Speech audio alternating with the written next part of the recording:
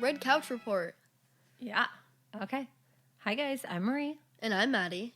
And here today we are bringing you the Red Couch Report. Yes, so that's probably why we sound weird. Probably. Because we're on the red couch. Also, thank you to whatever listener actually understood my Red Couch Report. Oh, yeah. Red Couch Report. Yeah, The I whole, can't handle it. From the creature report thing, like the Octonauts. I really appreciate you. My mom thought I was literally insane. Well, I mean, that's not that far off, but, you know. I'm just going to cry about that later. All right, so if you don't know, the Red Couch Report is the current event that we are bringing you on our normal week off, where we would normally not have an episode, but instead we are doing it on a current event. So you can listen wherever you're listening, or we also have the video posted on our YouTube channel. Yes, so this is a little bit messier than our normal recordings because this is not edited. Yes, so hopefully...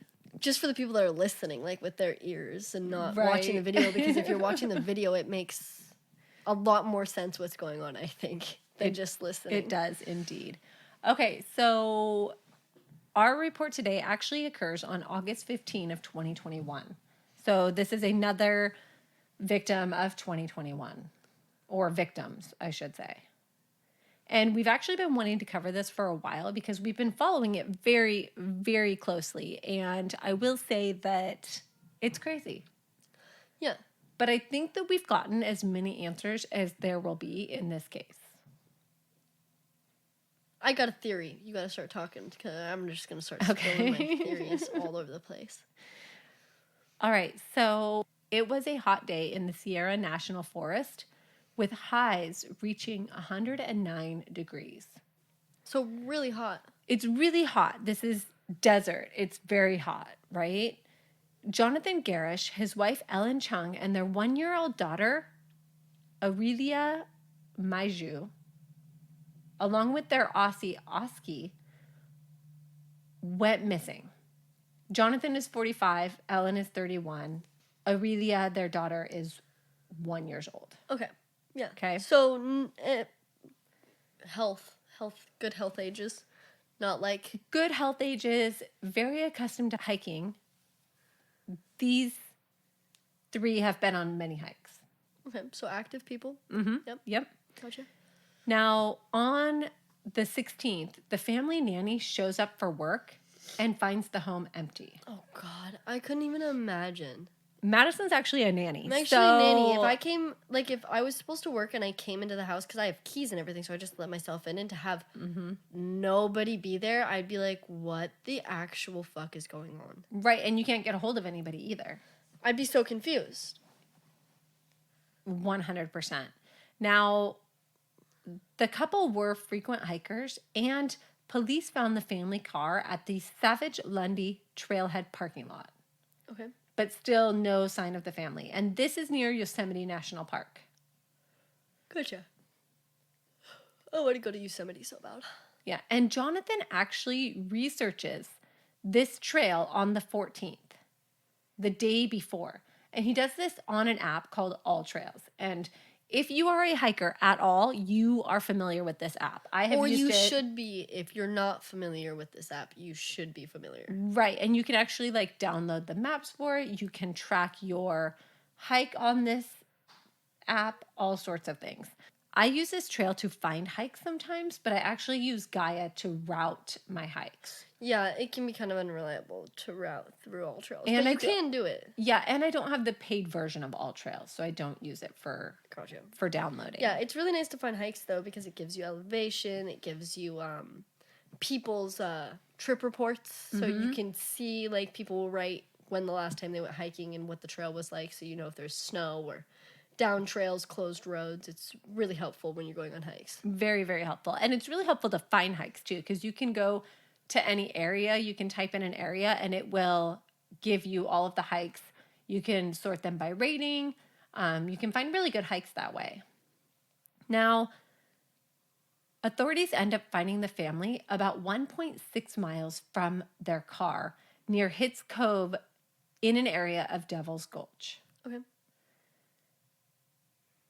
They are all dead.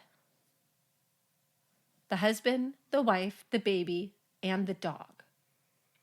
Now, there is no apparent cause of death. There's no sign of a struggle or trauma to any of the family members or the family pet, yet they are all dead. Which I just find this absolutely insane. No, that's weird. Super weird. They appear to be on their way back to the car, which is actually uphill coming back. Because when you start this trail, your first couple miles are all downhill. So it's kind of like Robe Canyon, which we've hiked before. We actually did a hiking with Hannah at Robe Canyon. And in this uphill section, there is little to no shade. The dad was actually in the seated position with the baby in the pack next to him. And the dog is laying next to them. And it sounds from what I've read that the dog was on a leash at this point, which could explain why the dog stayed with the family in this situation. Because I'm thinking if heat exhaustion is happening, if something bad is happening, the dog might run off and try to find water or try to find help, but it doesn't. What kind of dog is it? It's a Aussie mix of some kind. Yeah. They can be pretty attached to their owners. Yep. The mom is actually found 30 yards from the father and the baby, and she's up a slight incline, maybe trying to get back to the car or get to help, is what I'm thinking. Because something's obviously wrong by this point. Yeah, and maybe the dad is the one that's struggling the most, and that's why he stays back with the baby. Maybe he's having the most trouble at this point. Right. And he stays back with the baby, and she's like, I'm going to go get help, and then doesn't make it very far. Yeah. Now, teams in hazmat suits comb the area looking for clues because at this point, they have no idea what has killed this family. Why would they bring out hazmat suits and not just assume it was heat exhaustion? Because heat exhaustion would kill all of them at different times, not necessarily at the same time. And the fact that they're all in the general same area makes them concerned about what might have killed them. Yeah, that's weird. Yeah. Now, the couple are actually transplants from San Francisco. Jonathan is a software engineer, and Ellen is a yoga instructor, and both of them enjoyed hiking. Okay. They packed snacks, a baby bottle, which had formula in it, and an 85-ounce bladder of water. So they had like one of those backpack bladders. Yeah. They also had their car keys on them, the child carrier, obviously, because the baby's in it, and there was a cell phone found in the father's pocket.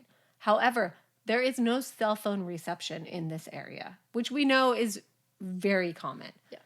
In an outside article,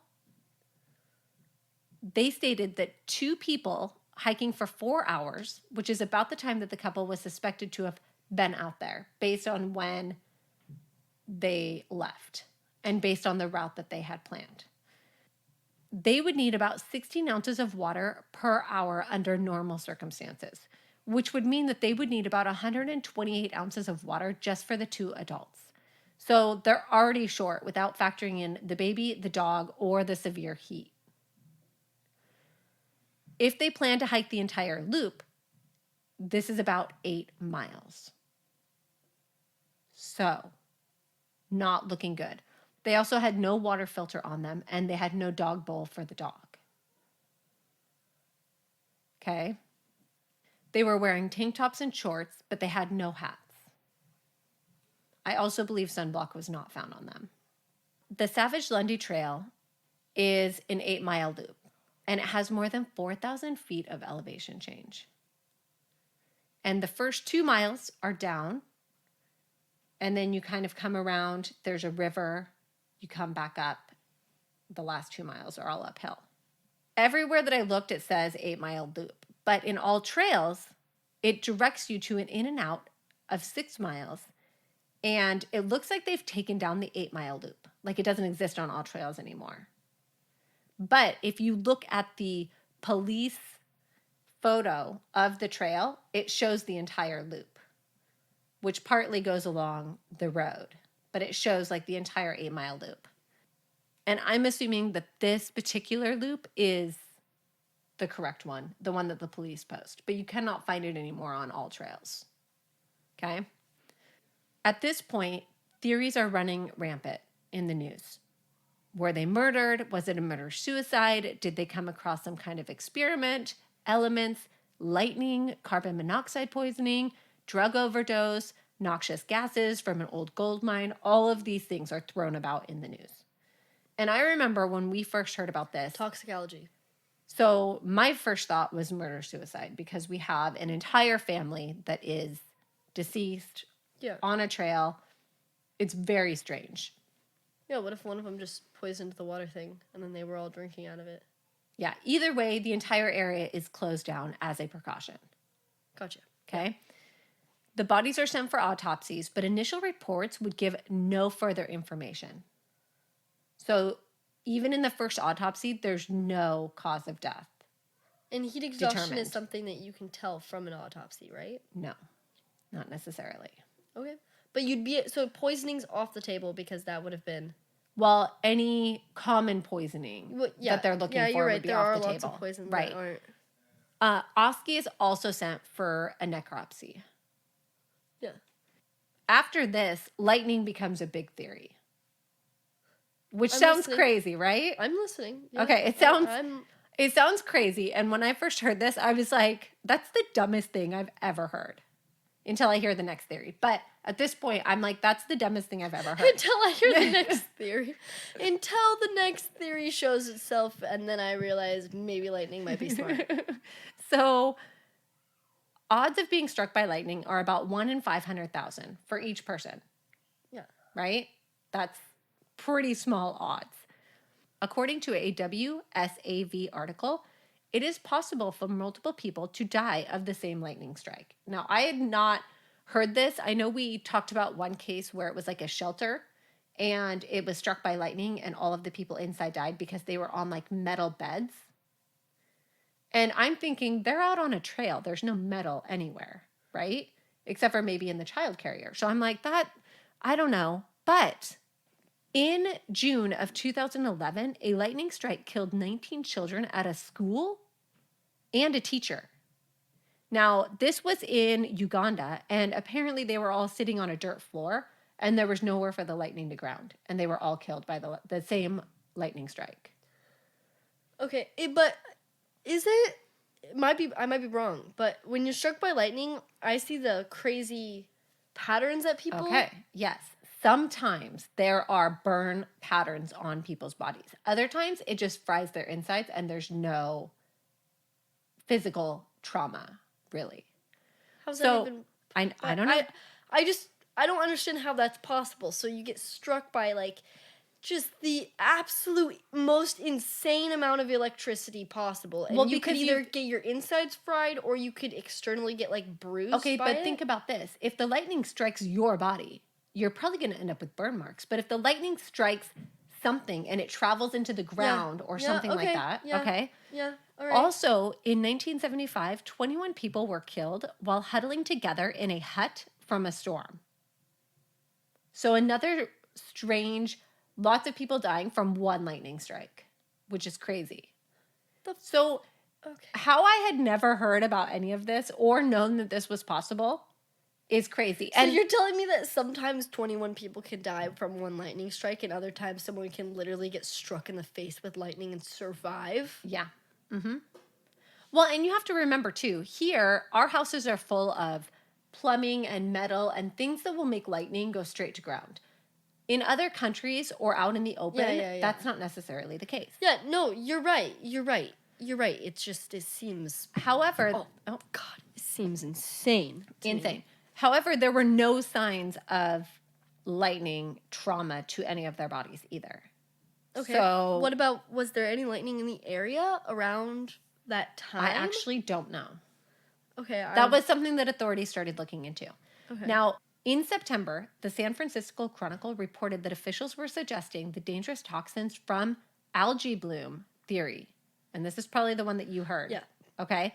So this was about the time that I was like, cover up. It's a cover up. Like, there's no way toxic algae killed these people. I was losing my fucking mind. And I know that I was not alone in that. No, people were so confused all over the internet about this one when the toxicology came out, because that's when I heard about it. Yeah. Well, and I will say that they did find mold in the Mercedes River along the trail from these algae blooms.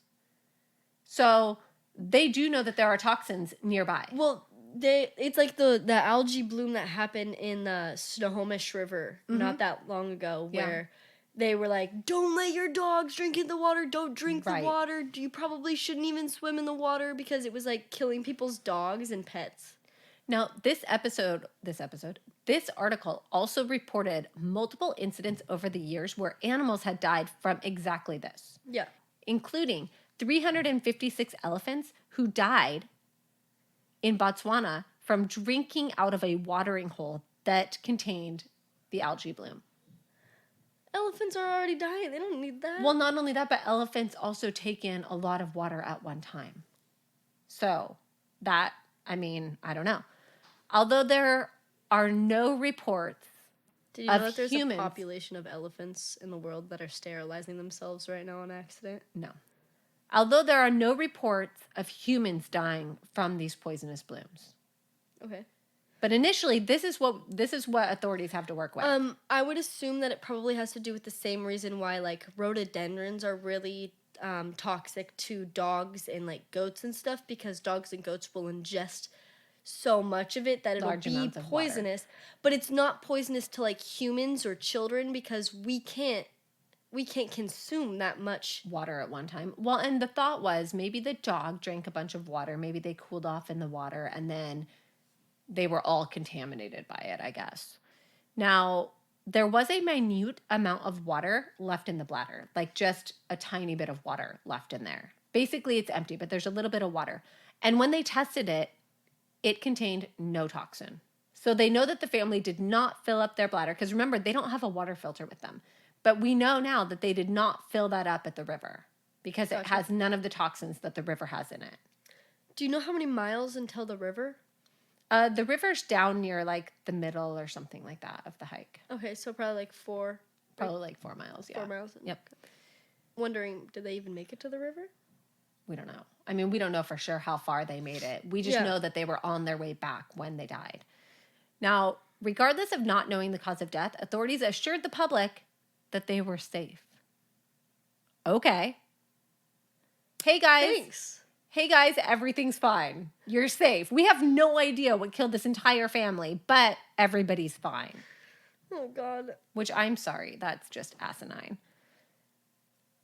The sheriff's office did confirm after the autopsy, though, that the family was not killed by a gun, any type of weapon, a lightning strike, suicide, or chemical hazards along the trail, including carbon monoxide, carbon dioxide, cyanide exposure, illegal drugs, or alcohol, and that all other causes of death remained possible.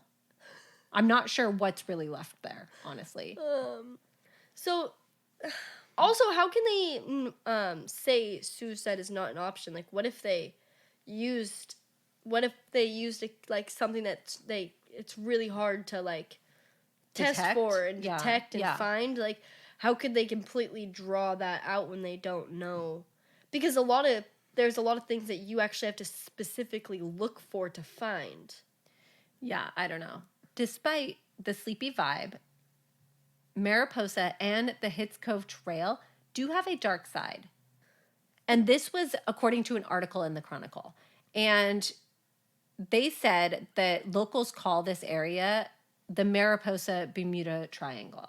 3 years ago, when the Ferguson fire swept through the valley, burning more than 96,000 acres, a firefighter rolled his bulldozer down a ravine along the Hits Cove Road stretch of the trail and died. The north side of the trail empties onto the Highway 140 and the Yosemite Center Lodge, a notorious landmark. In 1999, serial killer Cary Stayner was working as a handyman at a hotel when he murdered 42-year-old Carol Sund and her daughter, 15-year-old Julie Sund. Julie's friend. We did this case. Yeah. And Julie's friend, 16-year-old exchange student Sylvia Peloso. Yeah, we talked about this area. This area is totally cursed. Yes. This area is not okay. So we covered that in our Yosemite case, Yosemite murders or something like that. And basically, this is a dark place or a dark area. Lots of death. Yeah. If lots you of things haven't happening. gone and listened to that, I don't know what episode it even is, but it's a good one. That one's... But I thought it was interesting that this connects to one of our other cases. Now, I'm going to play the press conference for you guys, the final one about this family. Splice. Here. Thank you all for coming today. Today is going to be our final update on the Gerrish Chun case. This is a tragic incident, a tragic situation, and has been a very unique case to investigate from the onset. As of Friday, October 15th, we have determined the official cause of death, and our pathologist has completed his report based on the autopsy, our investigation, and a multitude of toxicology results. The cause of death for Jonathan Gerrish, Ellen Chung, Aurelia Miju Chung Gerrish has been determined as hyperthermia and probable dehydration due to the environmental exposure. Oski, the dog's cause of death, remains undetermined, and based on the condition of Oski's remains and evidence the investigators recovered on scene, we believe Oski was also possibly suffering from heat-related issues. Oski was an 8-year-old Aussie Akita mix. Heat-related deaths are extremely difficult to investigate, and I want to thank you all for being patient with us. Okay, so basically they are confirming that this family died of extreme hypothermia. This kind of heat stroke can occur when your body is unable to regulate its temperature by sweating, and without action, the brain and other organs can swell, leading to death. And this can start to occur around 104 degrees. And we know that it was hotter than that day. 109. Yep, that was the high, was 109. Now, at 8 a.m., when the family is thought to have left for their hike, it was only 75 degrees. Gotcha. The first 2 miles are downhill, so it probably seemed pretty easy, right? But by the time they would have finished the easy portion of the trail, it would already be 15 degrees hotter. Yeah. That's how quick it warms up there. Now, also in 2018, the Ferguson forest fire took out much of the shade on this hike, and that might not be identified in all trails as an issue. Yeah. So if you're looking at pictures that have been posted of this trail, you might not see recent pictures. Oh, yeah. Well, as much as I love all trails, for sure, it's great. What else am I going to use? But I have gone on a couple very misleading hikes via all trails. Same. Because I've ended up at the wrong trailhead too sometimes, which is why I don't use them for directions. I ended up on the wrong trailhead, and then our hike we downloaded the map, we got there, we hiked the whole thing, we got to the top, and there was absolutely nothing there. It just ended in the middle of the woods. Yeah. So I was like, sick. Yeah. So the mystery is considered solved. This family died of extreme hypothermia from the heat. All of them. Around the same time. Well, we don't know if the baby and the dog died right away. Well, I'm thinking, based on what we know, the dog with its coat and the baby being so small would have been the first two to die. Yeah, so I wonder if the husband stayed back with the bodies. Well, that's what I'm thinking. I'm thinking they were hiking along. The baby probably sadly died first while they were trying to get back to their car because they've already turned around and they're already heading back, but it's too late. Yeah. The dog dies. The dad sits down. The mom continues to try to get to the car for help, but doesn't make it. Yeah, and if the dog survived longer, maybe the dog just stayed there with the husband and died. Maybe could have, yeah. But they did send his phone to be analyzed to see if they tried to call for help, but those results have not been released to the public. So maybe they did. So they could have. But yeah.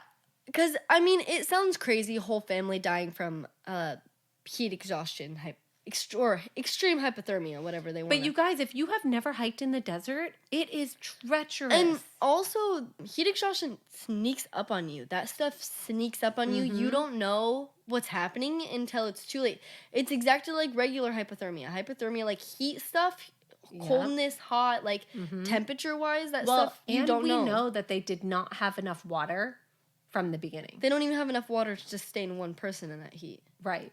So we know that they were doomed probably from the beginning, and they just didn't know it until it was too late. And I mean, if you think about it, it sounds like a lot. Two people, their baby, and their dog all dying. But then you take into account the baby probably died, like you said, very early on. Yeah. Dad probably gave up, probably couldn't push past it, probably sat there. Can you imagine how frustrated and distraught you would be trying to get back to your car but unable to get there? Unable to get to refuge, unable to get to help, unable to get to anything. You are just struggling with every step that you take to try to get back, and you can't. Yeah, it's one of those things. We talk about how dangerous it is all the time. I mean, people, you just don't know what's happening until you're literally dead. If you're going to go out there, if you're going to go hike, especially in the heat or in the cold, because a lot of people are dying right now because of the cold too, where we live. Yeah. Like, know what you need, know the conditions, know worst case scenario, and plan far ahead of that. And just go buy a water filter. And a GPS. Get a GPS. Make sure you have enough that you water. Can call for help. Water, make sure you're equipped for the temperature, make sure you have enough water, and make sure you don't get lost. Like, literally, those 3 things can kill you so quickly. Not having enough water, not having the right gear for the temperature that you're in, 100%. And getting lost. All 3 of those things, instant death, basically. Yeah. So please, please, please, if you're going to go out there, if you're going to take your children out there, if you are going to risk your life, spend the extra money, get the Garmin that you can call for help on, because that could have saved them. When they realized they were first in trouble, they could have found a cave. There are caves nearby. They could have found a cave. They could have found shelter. Instead of like panicking and trying to get back to the car, they could have bunkered down if they could have called for help. But they were probably thinking, if we wait, we try to wait it out, we're dead no matter what. Which they would have been right. Yeah. So traumatic. So this was the story of the family. I like how the toxic algae is what blew up, and that's what. Yeah. That was the big lightning, thing. Toxic algae. What could it be? Well, and there were people all over social media that were like, this is a cover up. This is bullshit. This family did not die from toxic algae, like on and on and on. Super, super traumatizing. If anything, maybe we can take away a little more safety precautions on this in order to make the rest of us what if the a little husband safer. Couldn't carry the dog and the baby anymore? No, I'm sure he couldn't. What if he was carrying them both for so long and that's why he sat down? I can't even think about it. I can't even think about putting myself in those parents' shoes and how distraught I would be.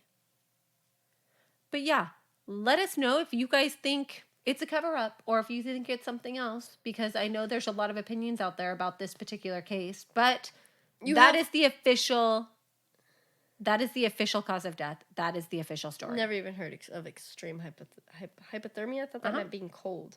No, it can be either direction, hot or cold. Well, that's news to me. Yeah. So let us know what you guys think, and please, for the love of God, tell somebody where you're going. And take extra gear, take extra water, take a water filter, take a GPS. And also, like, it doesn't matter how much hiking you do, how experienced you are. It literally doesn't matter. Like, when we were in the desert, when we were hiking in the desert, we got lost. Yeah. And we had our fucking GPS, and we still got lost out there. Yeah. It can happen really quick. It can happen really easy. So no, we thought we were on the trail. We thought we were just going along, and then all of a sudden the trail just ended, and we're like, where are we? We are way off the trail, yeah. And we were like a mile off the trail. And without our GPS, finding our way back would have been very difficult. I just saw a TikTok of this girl that was she got lost out in the desert somewhere. God. And like the TikTok's going on as it's getting dark, and she's like, I can't find the trail. I don't know what's happening. Dude, conserve your phone. Get off of TikTok. She Anyway. survived. She survived. She's fine. Naturally, She was alive. But naturally.